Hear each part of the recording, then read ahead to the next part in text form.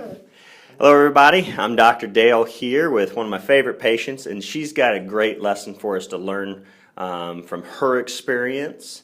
And we're gearing up for the event called Cancer Killers. We want to create a community of people who are able to kill the cancer that may be lurking in their bodies. And it's very important that we start focusing on that so that we can get people healthy. And I am very blessed, and I believe God's blessed us with an opportunity to speak to such a wise woman, Bessie.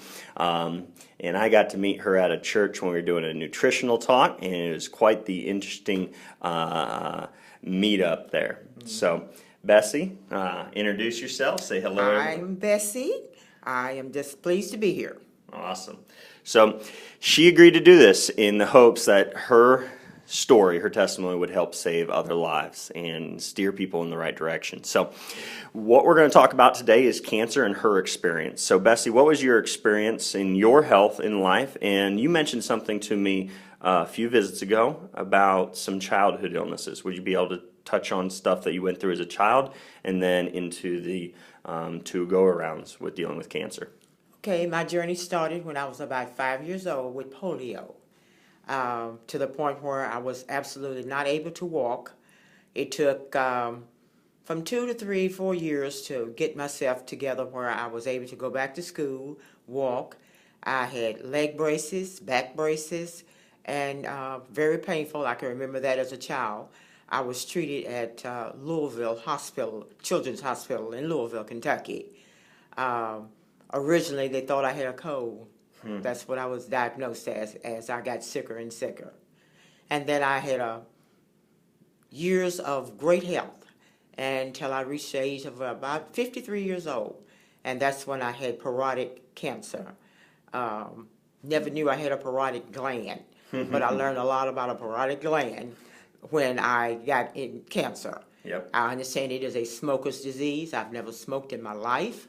In fact, I tried it as a kid, but never a smoker. I had parotid cancer on the left side to start off with. Thought I was over it, had surgery, radiation, and then maybe a year and a half later, I asked my doctor, my oncologist, who was a great guy, what do you think about the other side? Will it go to the other side? And he goes, no, will not. Not likely. And lo and behold, a year and a half later, it went to the other side. I don't understand whether or not it was metastatic, whether it was there all the time. I just don't know. All I know is I had a second surgery, lost a lot of good teeth because radiation destroys your teeth. Yep. Now, 13 years later, I'm still experiencing my teeth crumbling, going to the doctor, grinding, fillings, crowns, partials, but my doctor is a very great doctor in dentistry. You got a very beautiful smile. Smile for everybody real quick. She is a beautiful woman. She is amazing. So I'll take a lot of money for her. So, yes. And then, after going through parotid cancer, for about, I'm going to say 6 or 7 years, I was cancer-free. And then lo and behold, I've always been aware of my body, and I've never did a real good job of examining my breast. But one morning I'm laying in bed, and the thought came to me, you haven't checked your breast out lately. And went to my left side, and lo and behold, I felt something. And you know how you go into denial. I went into denial for about 2 weeks. And then I go, you're a big girl. You know what you need to do. So immediately I went and had a mammogram done. Immediately, I went through all of the chains of things that you do. What is it they do? Did you do a lumpectomy or mastectomy? All of that. I went through all of that. And the fact that I had such a history with cancer, I was convinced to go ahead and just let both breasts go. Even though I had cancer in one breast, I was advised to go ahead and let both breasts go. I had small breasts, so they couldn't do a lumpectomy. They had to do total. The mastectomy. Yes. So you did a double mastectomy, both breasts removed. Mm-hmm. And immediately I got reconstruction surgery done. My sister was very taken back when the doctor said both breasts, but without a doubt, I wanted life. My breast was never that great of importance to me, so it was easy decision. Yeah.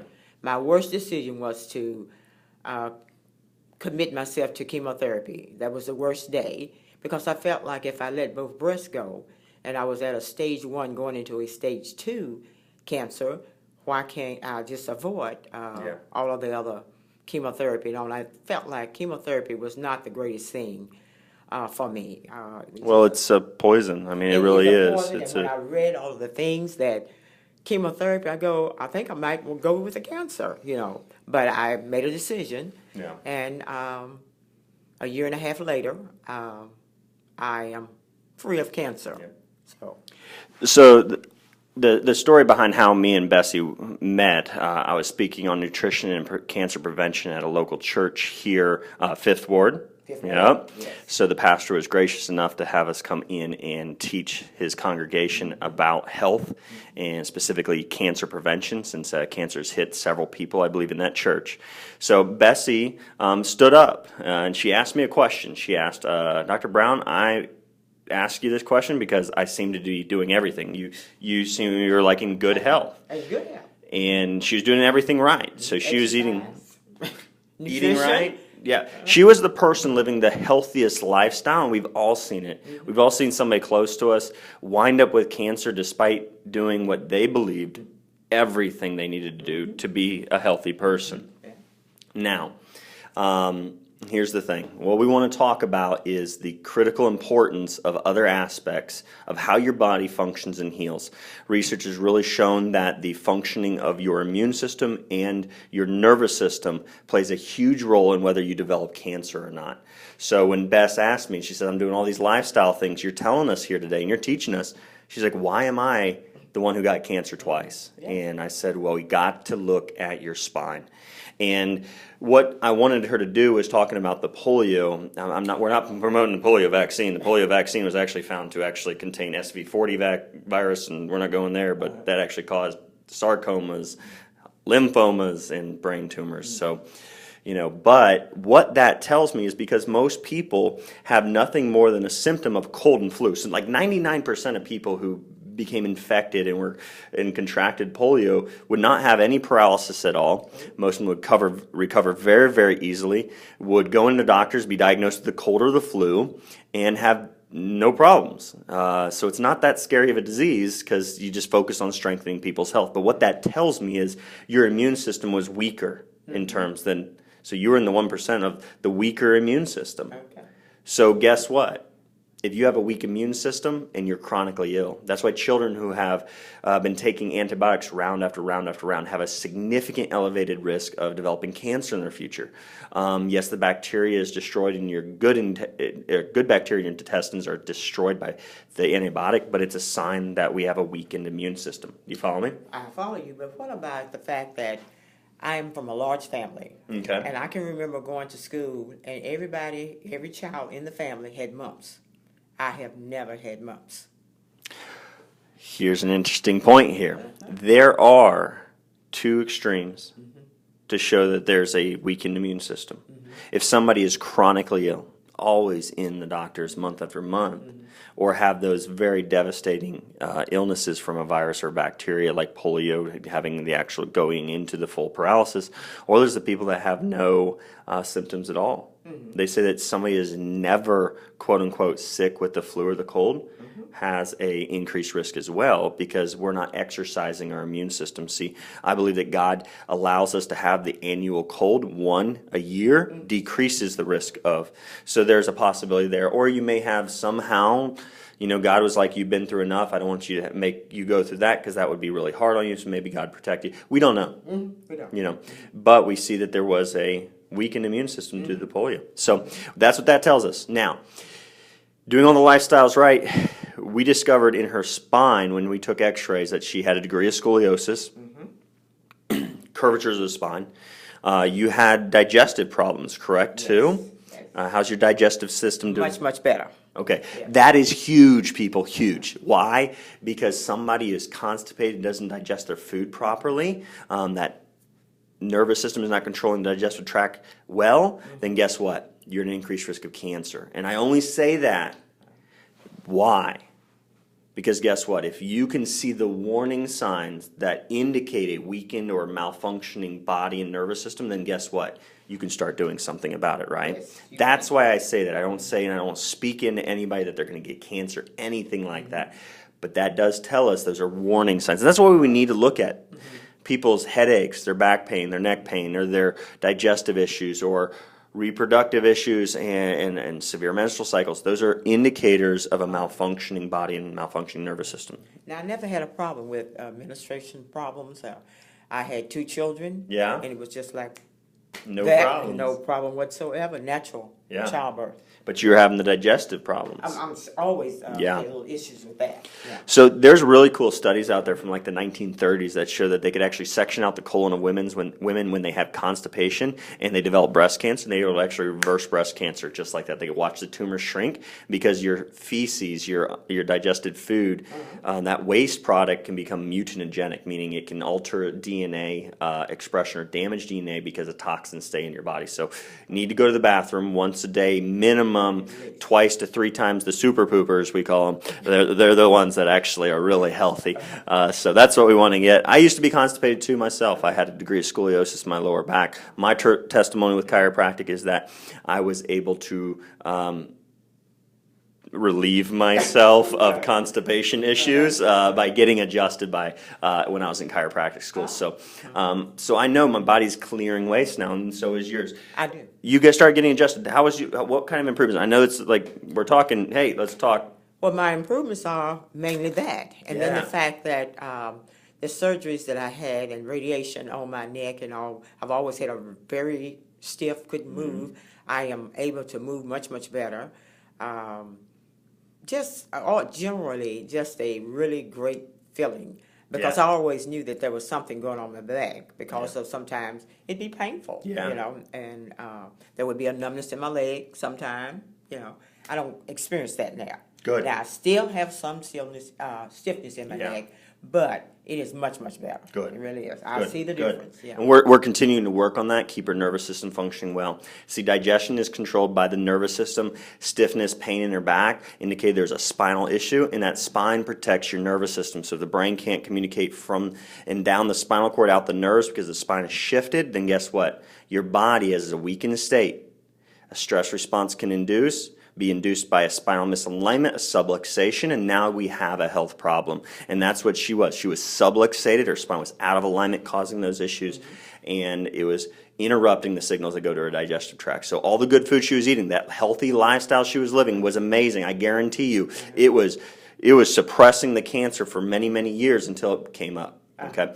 Now here's another good point we need to make here. Bess, did you ever have a doctor sit down with you and say, these are the components that make up a healthy, functioning body, and these are the components that will contribute and cause cancer? Were you ever sat through and said, this is what causes cancer? No. And even during the time when my first cancer trip, I'll call it that, no one said to me, no doctor, your nutrition is crucial. I did a lot of reading. And one of the discoveries that I came up with was the fact that when people die of cancer, it is not the cancer. It is the nutrition. They die of malnutrition. Yes. And I had a friend who talked about juicing. I would buy bags of groceries. You're a great friend, whoever that is. Great friend. Great friend. And yes, things happen. He died of cancer later on in life himself. But he saved me because there was a time when I could not eat it all. That's the reality. There's too many people dying right now. We need to change what we're doing. That's what we're trying to get at here. We need to save people's lives. We need to wake up to the reality of what we are doing is not working. We are seeing more people die of cancer this year than last year. We've seen it do nothing but increase. We've been pouring trillions and trillions of dollars. Billions and billions of dollars is spent on medical treatments for cancer. Hundreds of thousands of dollars been raised through, the walks for the cure and all that stuff. Thousands of people have walked, but yet millions of people are still dying. And it seems like more people are developing cancer. More people are developing cancer because we're not getting to the cause. I see that. So Bess, you're on the mission with us to help us get people to our Cancer Killers Makeover, okay?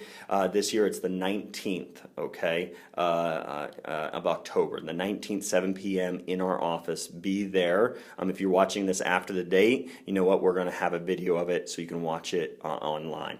But we want to help. We want to save lives. We've got to change what we're doing. That's our main thing. And that's why this is a learning experience here for her, because now her digestion shows she's able to assimilate all those nutrients better. She's able to eliminate all the waste better. I can. Yeah, I can. and she can, and I can do, So that's awesome, Bess. There were some other points I was trying to think. Let me jog my memory here. Well, one thing that I like to say is when you're in a fight for your life, I do think that you have to be positive. No negativity around you whatsoever. It will make you a better person. Excellent. I discovered that. You appreciate life.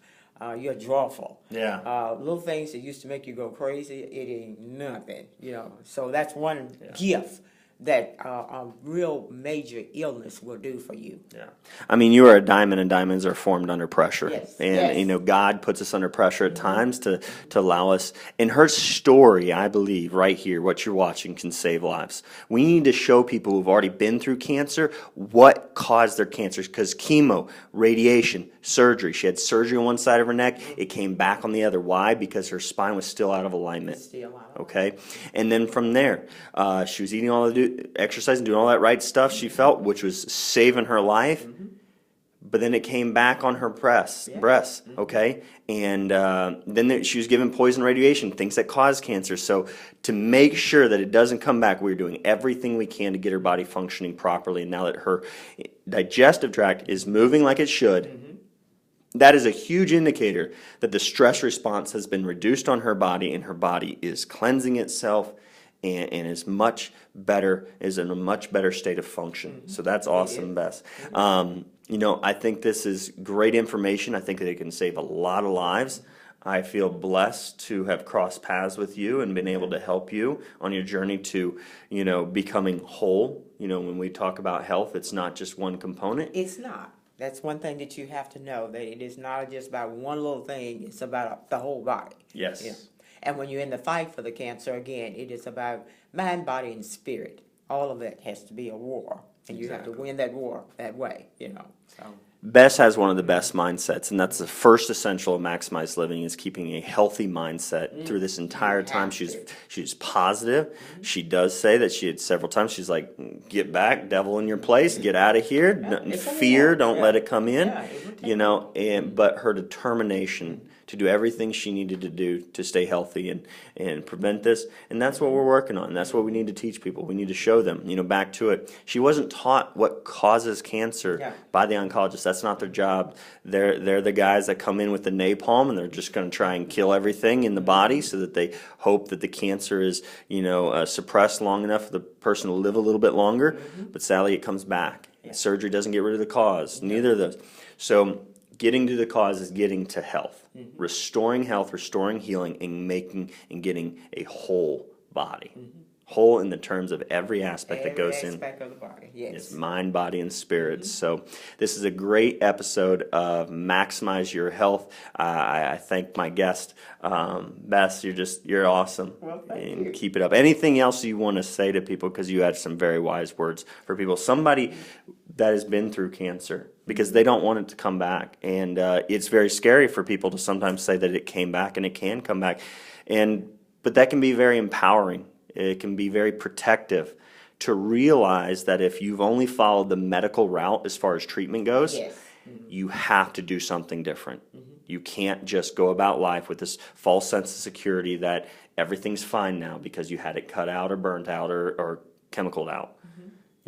Then one thing you have to always face, and I always knew that one day you have to leave here. And this may be the way that you're going to leave, because you have to go some kind of way. But how you go, And the legacy you leave. I believe you're going to leave a major legacy, a great legacy that could save many people's lives, especially maybe parents of children that have had cancer and been treated medically so far, but haven't been given the opportunity to sit down with a doctor who can explain to them all the components that go into the development of cancer. We pray that a child's parents reaches a child's or the parents of a child that has been through cancer or somebody else, that's what we want. We want the story to give you an understanding.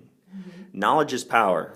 Knowledge is power. It really is, and you cannot get too much of it. My mother died of colon cancer, and I thought I knew a whole bunch about cancer. Yeah. And then someone else in my family, my grandmother, on my father's side. And then when I came through, each time, I learned more and more information. And there's lots of information out there if you will only just open yourself up to it. And you never know where you're going to see an article or something about food, things that you need to do, the mind. All of those things are out there for you. And you just need to read and just be open. Be open. What we're going to do, there are Cancer Killers events. We have it every year. We're going to get it out there on TV. We're going to get it out there on the internet. We're going to get it out there in the community. We need to stop walking in circles, as I joke around about that, the walk for the cure.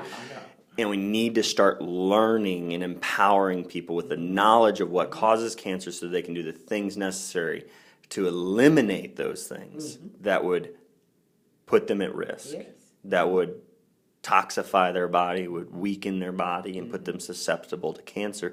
And that's what we're going to do. We're going to walk through a ton of research. I put my heart and soul in this because my aunt, my family member, was faced with a second bout of cancer and a death sentence, basically, and she's still here, and it's 11 years after that death sentence of metastatic breast cancer to her lungs, and she's still alive.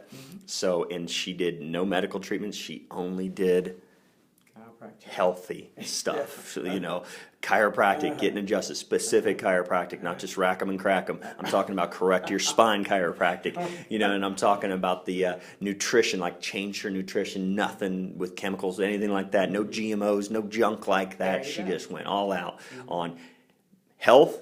It's kind of like this, real quick. Watch this. Guess what? We're in the dark. You know what?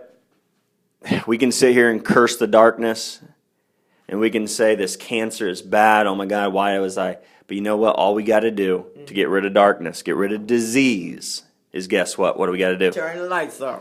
What do I say after every adjustment? Power's on. Power's on. Yes. Power's on. We got to turn. Don't curse the darkness. Don't curse the cancer. You know what? Turn the life on. Turn your health on. So, Bessie, you're awesome. Well, I appreciate that. Thank you. And so are you. You are very inspiring. I appreciate that too. So, God bless everyone. We hope this blesses you. And you, as I say about Facebook, when this gets out there, you know what? This type of video, don't just like the truth, share the truth. That's it. Thanks, everybody.